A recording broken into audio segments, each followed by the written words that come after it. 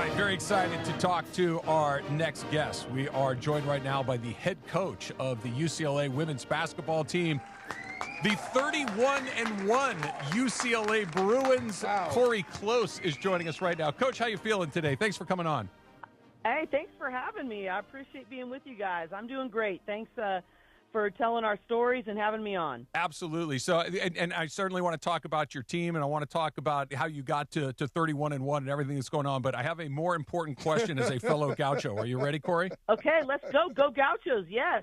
McBurley's Countdown or Sam's to Go? Wow. Oh, Sam's to go. Okay. What are you guys talking about?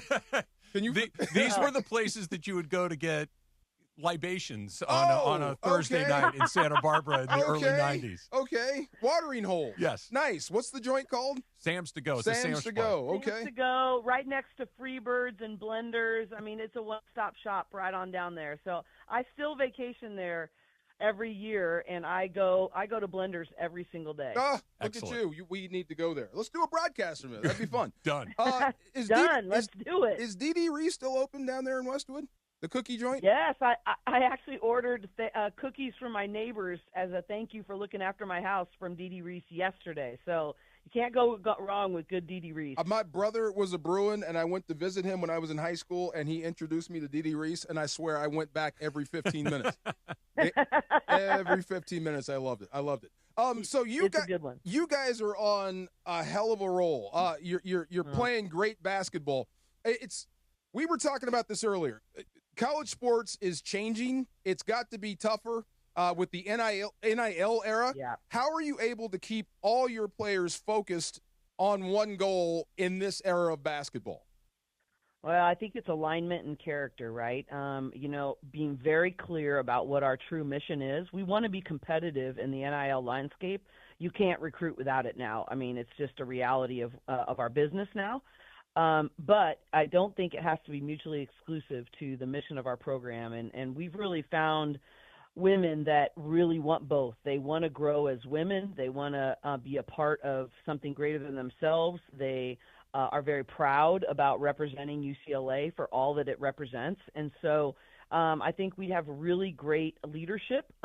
Kiki Rice and Gabriela Jaquez, who have been with us for 4 years, could have gone multiple other places, have been, tampered with constantly, and have just stayed incredibly committed and loyal. And when you have two players like that, that trickles down to everybody else. And so everybody's been amazing that way. But I think you have to have, the right alignment with your values and mission, and you have to have leadership from within the locker room that reinforces your vision, and we have that. Cori Close, the head coach of the UCLA women's team, joining us right now. Coach, your team is 31-1. You're going to get a number one seed in the NCAA tournament, and obviously you've had an incredible season. How difficult is it to coach your players when everything is going as well as it is? I've heard coaches say for a long time in every sport, it's much easier to coach your team after a loss than it is after a win. Yeah. What if you don't lose very often? Yeah, I think that's my challenge. Actually, today's practice, I was sort of getting myself ready because I sort of got to be a jerk, because I'm trying to create this edge going in that's, you're manufacturing it in some ways, because human nature is going to want to relax for a second, want to take a deep breath. I mean, we're getting patted on the back everywhere we turn, and I think that trying to understand, just the excellence, the attention to detail, the intensity that we're walking into, and I need to create that in practice right now, so that by the time we're going into games, they feel like they're 1-31, that not 31-1.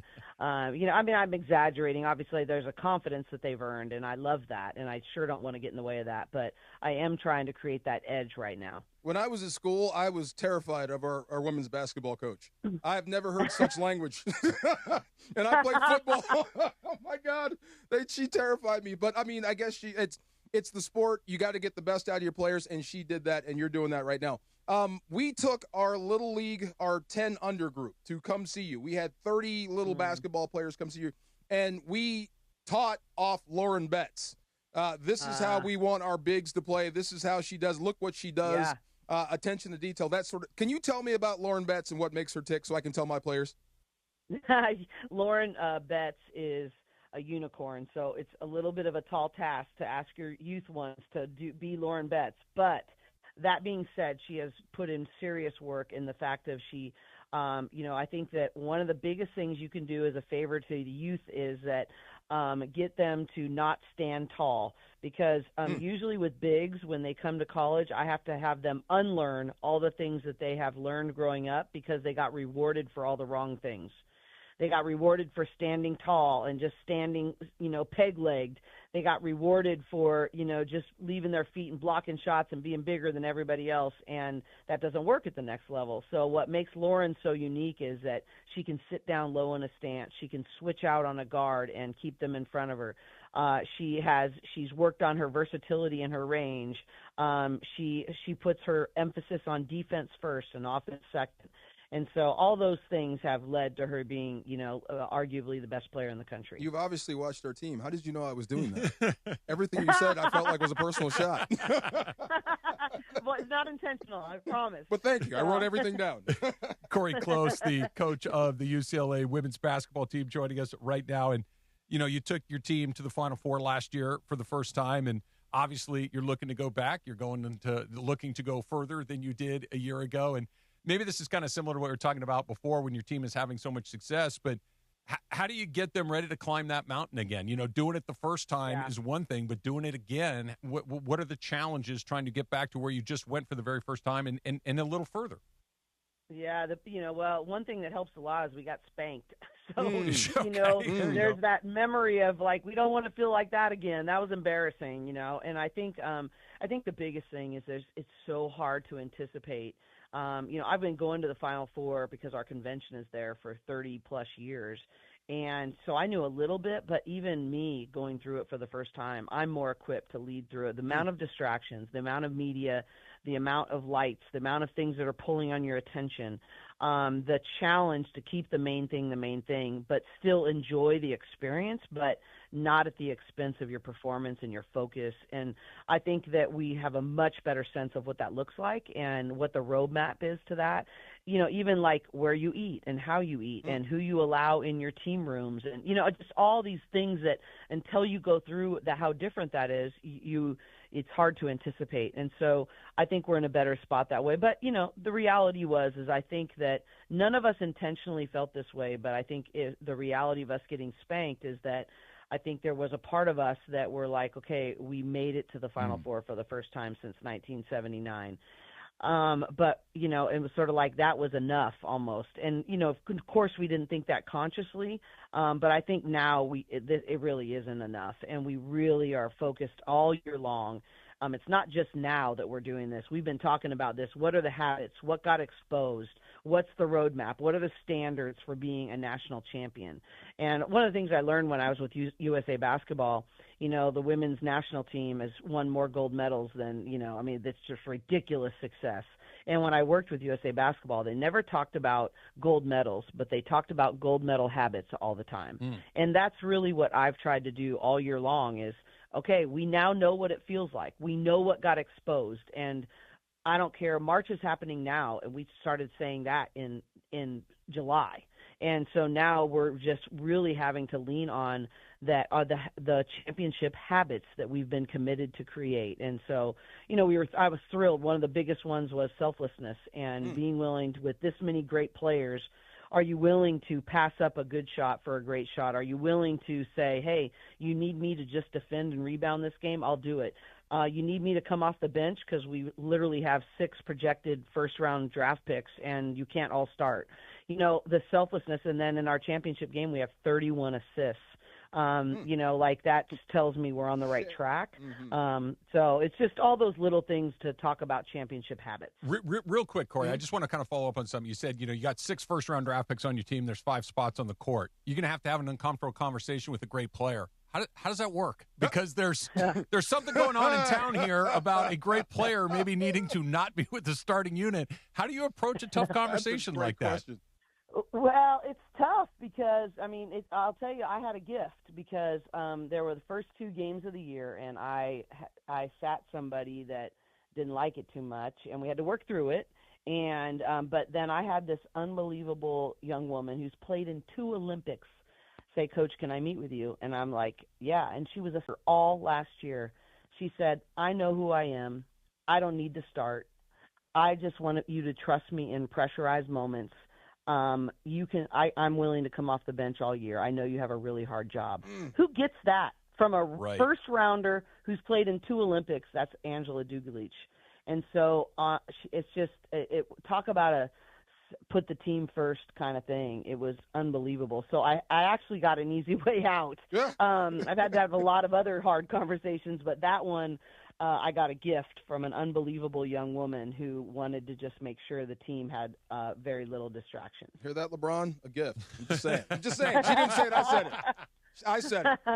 But I was thinking, like women's basketball could be actually saving college sports in a way because football's different, basketball's different. Like we talked about it. March Madness used to be the thing for us, but now we don't recognize anybody on the floor.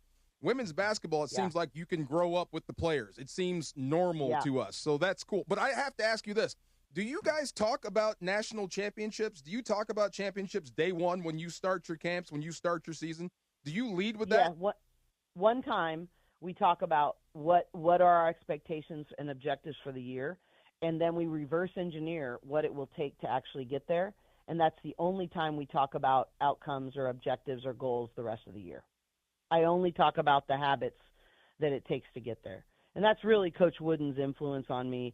But even, Nick Saban, who's won more football national championships or, you just go down the line, he always says that outcomes are a distraction. And when you focus when you have a focus on the goal, that means you're not focusing on actually the process that it actually takes to get to the goal.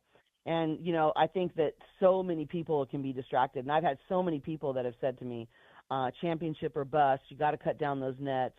And I tell our players all the time, if I succumb to that, I'm being a terrible leader for you, because if I'm focused on that, then I'm not focused on what you need from me today, how I'm living out that roadmap that we laid out of the objectives and the habits that we actually need. And so I want all my focus on the roadmap of what it actually takes to get there.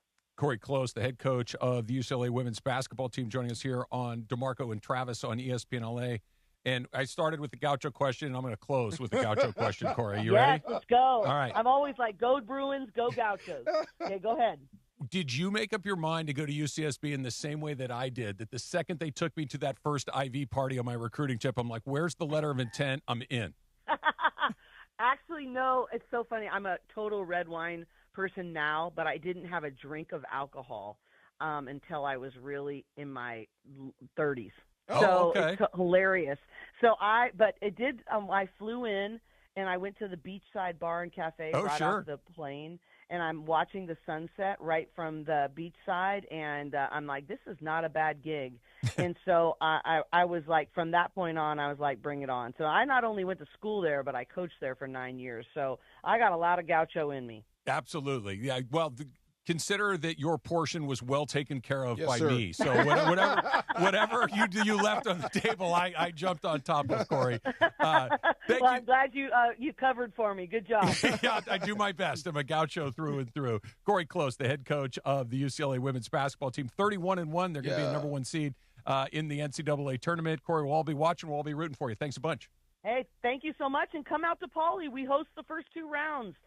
Get out there and watch us play, and let's sell this place out. That's another thing that's unique to the women's game. So come on out and support us, not this weekend, but next. We'll be the 2 guys that are shirtless and painted up. That'll be us. Perfect. I can't wait to see it. Thanks, Cori. All right, talk to you later. Bye-bye now. Take care. Awesome. That was great. 31-1. Now, what's the joint you're talking about now? Well, I give her 3 choices. Yeah, what's the IV? Isla Vista. It's the little community where all the you got to let live. us in on it. Come on, IV. Well, okay. We're talking Gaucho stuff, DeMarco. Just